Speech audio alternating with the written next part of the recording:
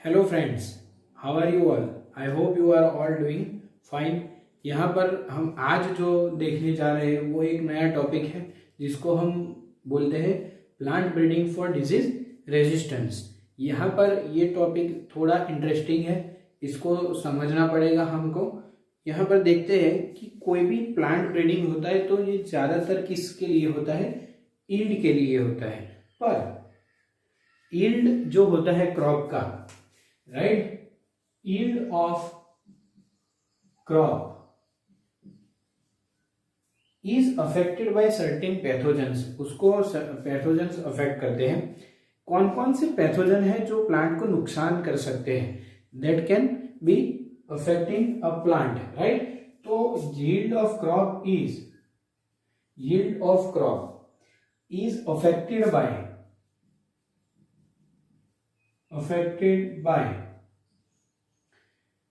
Pathogens, जिसको हम बोलेंगे पैथोजेंस। आपको मालूम है जो कि हार्मफुल होते हैं उसको हम पैथोजेंस बोलते हैं। उसमें फर्स्ट आएगा बैक्टीरिया, दूसरा आएगा virus and the third one is fungi. So basically यहाँ पर प्लांट के अंदर जो नुकसान करते हैं वो 3 पैथोजेंस है, right. Now the yield can be decrease, right. कितना लॉस हो सकता है? तो सर्टेन केसेस, ज्यादातर 20% टू 30% क्रॉप लॉसेस होते हैं जब ऐसा इन्फेक्शन होता है, राइट। और सर्टेन टाइम्स और in certain cases total loss भी होता है, राइट। तो क्रॉप लॉस, टोटल लॉस भी हो सकता है। यानी कि that is a big factor. ये पैथोजेंस बहुत ही बड़ा फैक्टर है जिससे कि हमको नुकसान होता है।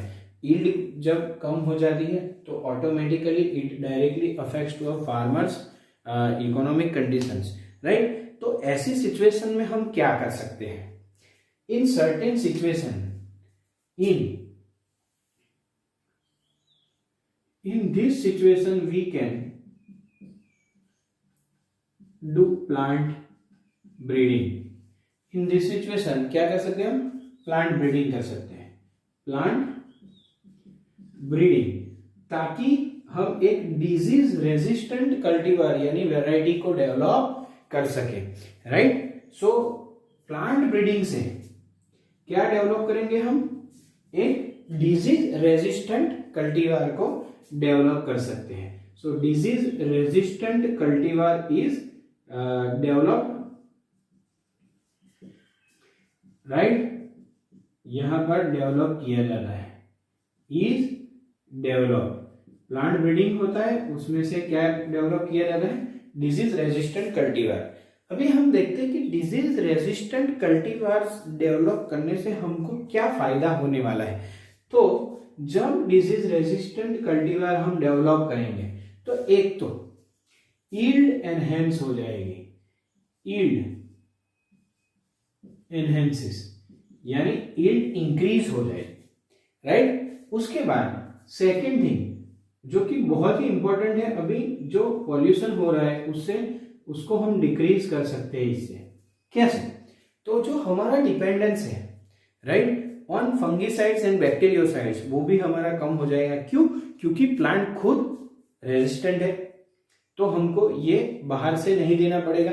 यानी कि जो इंसेक्टिसाइड्स जैसी जो चीजें आती हैं, हम बोलते हैं फंगिसाइड्स और बैक्टीरियोसाइड्स, उससे भी हम उसका यूज भी हम कम कर सकते हैं। सो बेसिकली यील्ड एनहेंस होगा and dependence on fungicides as well as bacteriocides decreases और reduces, जो कि एक एनवायरनमेंट के लिए बहुत ही अच्छा है। उसके बाद जब डिजीज रेजिस्टेंट होता है तो व्हाट इज डिजीज रेजिस्टेंस? अगर हम सोचें कि डिजीज रेजिस्टेंस का मतलब क्या है, तो डिजीज रेजिस्टेंट यानी डिजीज रेजिस्टेंस का मतलब कि a plant is capable to prevent the pathogen from causing disease, यानी कि वो एक पैथोजन को प्रिवेंट कर सकता है डिजीज कॉज करने से. So plant having ability to prevent pathogen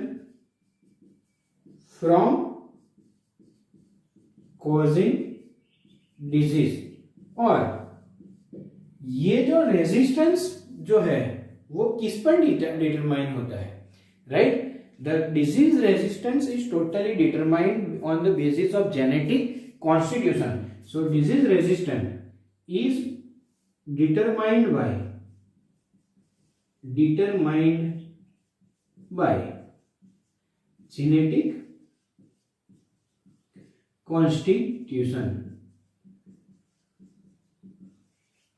right? So basically this is about the disease resistant. यानी कि अभी हम समझते हैं कि प्लांट ब्रीडिंग तो हमें करना है, पर उससे पहले हमको कुछ चीजें मालूम होनी चाहिए.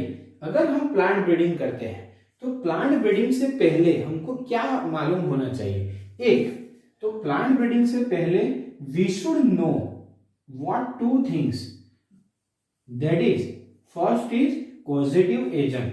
कौन सा एजेंट वो डिजीज कॉज करता है? बिफोर प्लांट ब्रीडिंग एक हमको मालूम होना चाहिए causative agent. And second, how it is transmitted, यानी कि मोड ऑफ ट्रांसमिशन भी हमको मालूम होना चाहिए. So before plant breeding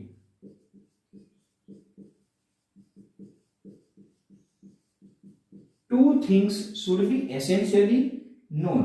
First, causative pathogen,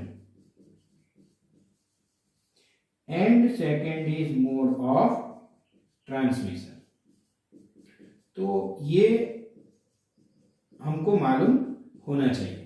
अभी हम थोड़े एग्जाम्पल्स देखते हैं कि पैथोजेंस जो है, यानी कि बैक्टीरिया, वायरस और फंगाई से कैसे कैसे डिजीज होते हैं, राइट? तो पहले हम एग्जांपल्स ले लेते हैं फंगाई का, राइट? फंगाई ज्यादातर रस्ट कॉज करती है. रस्ट, इसमें एक एग्जांपल है brown rust of wheat, right? Brown rust of wheat. Okay, तो यहां पर एग्जांपल्स लिख देते हैं. Brown rust of wheat. Second is red rot of sugar cane. Red rot of sugar cane, right? ये जो है वो है कॉजेटिव एजेंट फंगाई, और ये है डिजीज के नाम. अभी जो आप समझ रहे हो वो आपको यहां पर याद रखना है कि fungi is a causative agent and this is a name of disease, जो डिजीज होता है. Third one is late blight of potato. ये हम थोड़े ही एग्जांपल्स यहां पर ले रहे हैं जो कि एनसीईआरटी टेक्स्ट बुक के अंदर दिया गया है, राइट? सो बेसिकली यहां पर हो गया फंगाई का. भाई नेक्स्ट आएगा जो है बैक्टीरिया. तो बैक्टीरिया में है, right? Okay, black rot of crucifer, that is an example given in NCERT. तो हम वही ले रहे हैं, ब्लैक रॉट ऑफ क्रूसीफर. और जो लास्ट वन है वो है वायरस. वायरस भी डिजीज कॉज करता है, जिसको हम बोलते हैं टोबैको मोजेक, फिर टर्निप मोजेक. ये दोनों एग्जांपल्स हम ले लिए. Tobacco mosaic. The third second one is turnip mosaic, right? Okay, so basically this is the names of the disease. Now we will see the two methods for plant breeding for disease resistance. Now we are studying the methods for breeding, right, for disease resistance. तो यहाँ पर हमारे पास दो method generally use करते हैं disease resistance के लिए. एक है म्यूटेशन, राइट? और दूसरा है कन्वेंशनल ब्रीडिंग। सो मेथड्स में क्या आएगा, एक है mutation and second one is conventional breeding. Conventional breeding हमने ऑलरेडी बहुत अच्छे से डिस्कस किया है, 5 पॉइंट थे प्लांट ब्रीडिंग के जो हमने बहुत ही अच्छे से उसको पढ़ा है। We have understood it step wise, 5 step को अच्छे से पढ़ा है। फिर से एक बार डिस्कस करेंगे थोड़ा सा।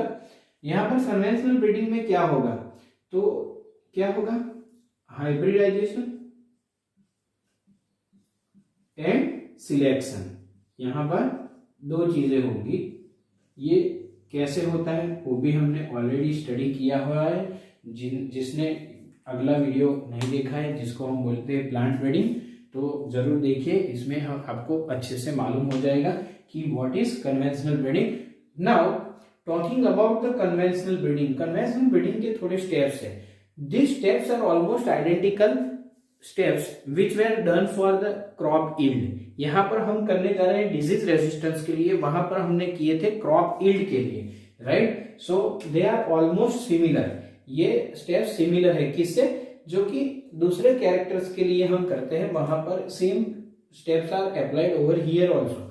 सो जो उसके जो स्टेप्स हैं उसमें जो फर्स्ट स्टेप है इसको बोलेंगे स्क्रीनिंग फॉर जर्म प्लाज्म और screening germ plasm for disease resistance. यहां पर अगर आप सोचें कि स्क्रीनिंग यानी सिलेक्शन पर पहले, इससे पहले हमने ऑलरेडी कन्वेंशनल ब्रीडिंग में समझाया था कि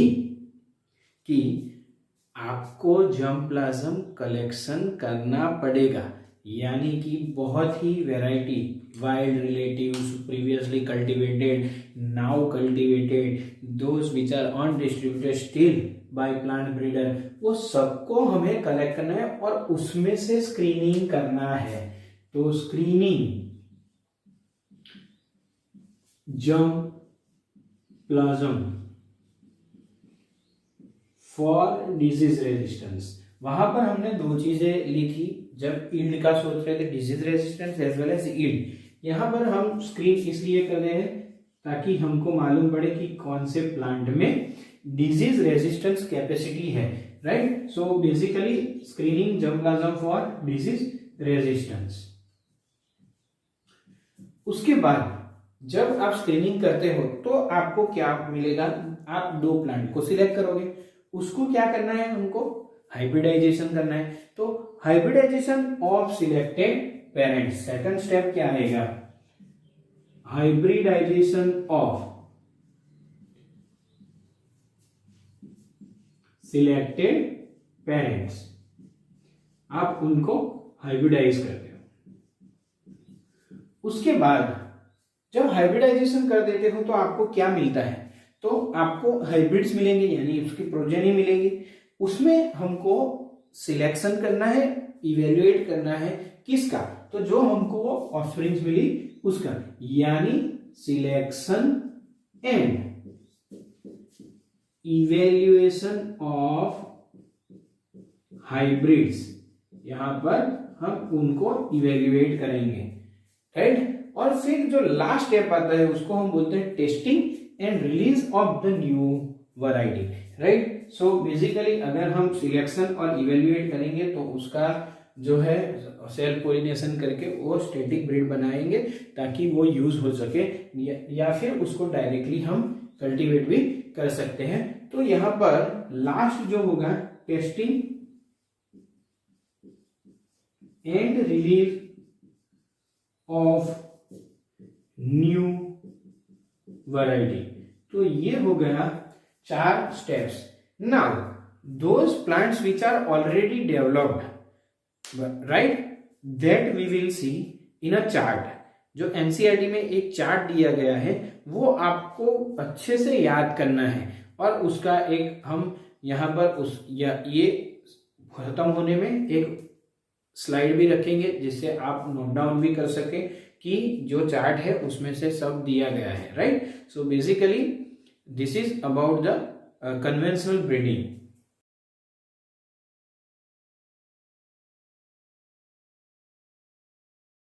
now there is a limitation of conventional breeding, एक लिमिटेशन है कौन सी है वो लिमिटेशन? That is limitation. इसकी जब हम बात करें तो उसमें ऐसा हम समझ सकते हैं कि there is a limited number of disease resistant jeans.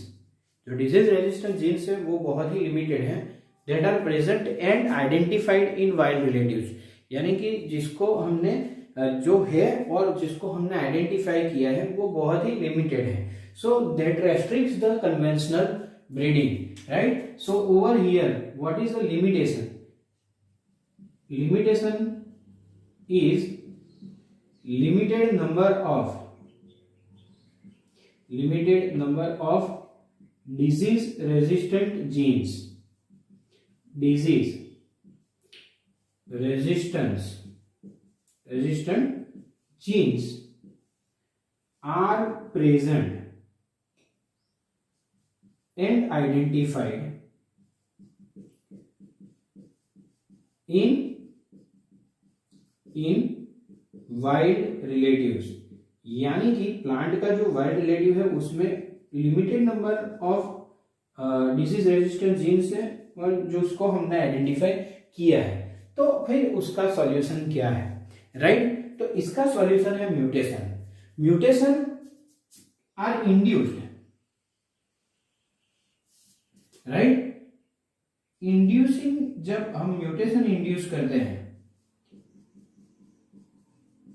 by inducing mutation we can change the genetic constitution of any gene। तो जब हम कोई जीन का जेनेटिक कंस्टिट्यूशन चेंज कर रहे हैं तो उसमें there are chances that it can develop a disease resistant variety, right? तो उसमें क्या हो सकता है कि जब हम म्यूटेशन इंड्यूस करवाते हैं, that can B by various means, chemical भी हो सकता है, बाय रेडिएशंस भी हो सकते हैं। तो there are various means to induce the mutation. पर उसके बाद जब इंड्यूस करें म्यूटेशन, उसके बाद क्या करेंगे हम? We will screen the plant. जिस प्लांट्स में हमने म्यूटेशन इंड्यूस किया है यानी जेनेटिक कंस्टिट्यूशन को अल्टर किया है, उसको हम स्क्रीनिंग करेंगे। फॉर किसके लिए? फॉर डिजीज रेजिस्टेंट, जो हमारा टॉपिक है, screening the plant for disease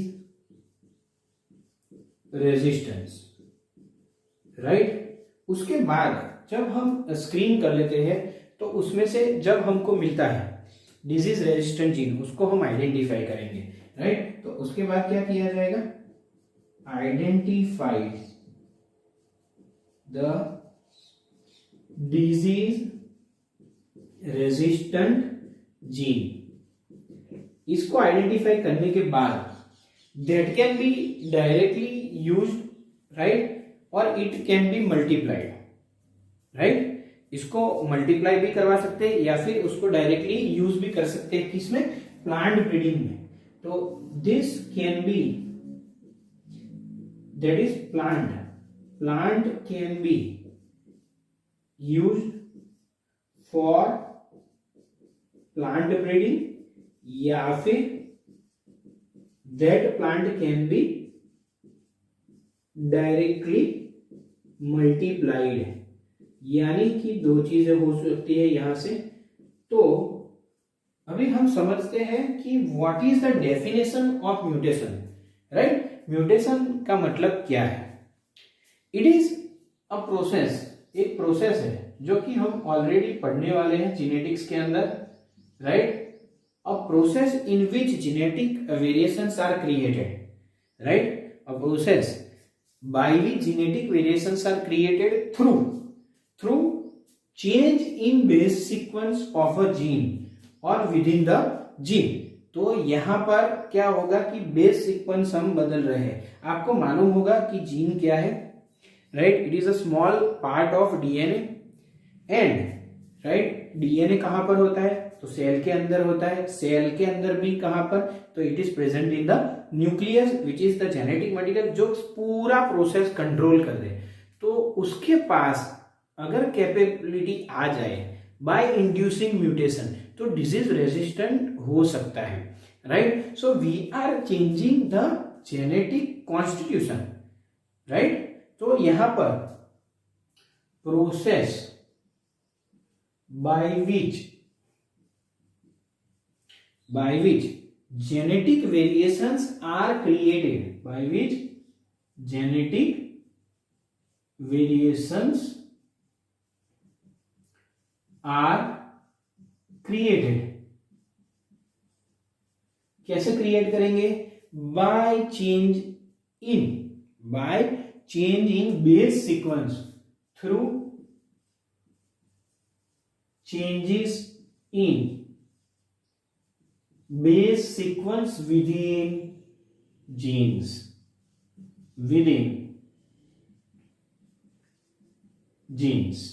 तो ये हो गया म्यूटेशन का डेफिनेशन, राइट. उसके बाद अगर हमको म्यूटेशन को इंड्यूस करवाना है, कैसे इंड्यूस करवा सकते हैं mutation? Mutation can be induced by two ways. Mainly हम अभी प्लांट का पढ़ रहे हैं, बहुत सारे म्यूटेशन से जो म्यूटेशन क्रिएट करवा सकते हैं, पर we are right now studying about the plants. तो यहां पर हम डिस्कस करेंगे can be induced by either chemicals और it can be induced by radiations, right. ये बेस सीक्वेंस को हम कैसे चेंज करेंगे, जो जेनेटिक कोड होगा उसको कैसे चेंज कर सकते हैं? तो it can be either by chemical और radiations like gamma rays, right. So this is about the mutation, right. After mutation हम क्या करेंगे? सिलेक्शन करेंगे. After mutation there is a way process called as selection, and selection के बाद उसको हम use कर सकते हैं, use in plant breeding, right. So basically this are the steps. Okay, so this is called as mutation breeding. ये पूरा process को हम क्या बोलेंगे? Mutation breeding. Right now we will understand the examples of this. Okay, now let us understand the examples of the mutation. तो यहां पर हम एक एग्जांपल देखते हैं, जो मूंग बीन है, moong been,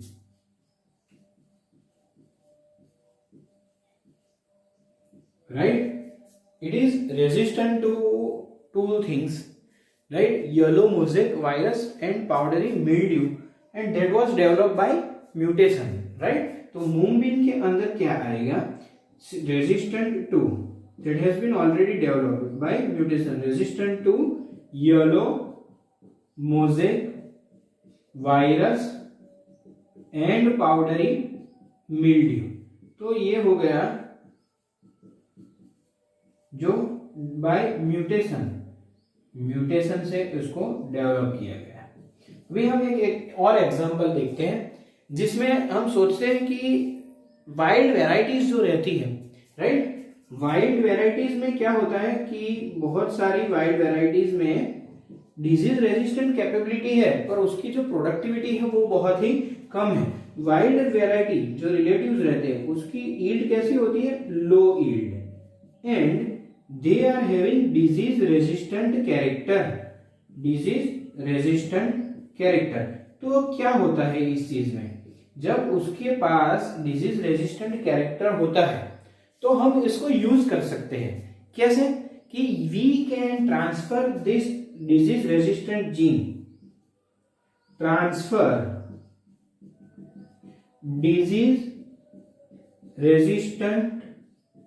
resistance gene to high yielding variety, right. इसका हम एग्जांपल लेते हैं. इसमें एक वाइल्ड रिलेटिव्स में एक जीन ट्रांसफर किया. वाइल्ड रिलेटिव में भिंडी जो है, भिंडी, right, you are knowing and familiar with this term bhindi, right. तो जो भिंडी है उसमें वाइल्ड रिलेटिव जो था उसमें येलो मोज़ेक का रेजिस्टेंस है, तो येलो मोज़ेक का जो रेजिस्टेंट जीन है उसको ट्रांसफर किया किसमें, तो जो हाई यील्डिंग वैरायटी थी जिसको हम बोलते हैं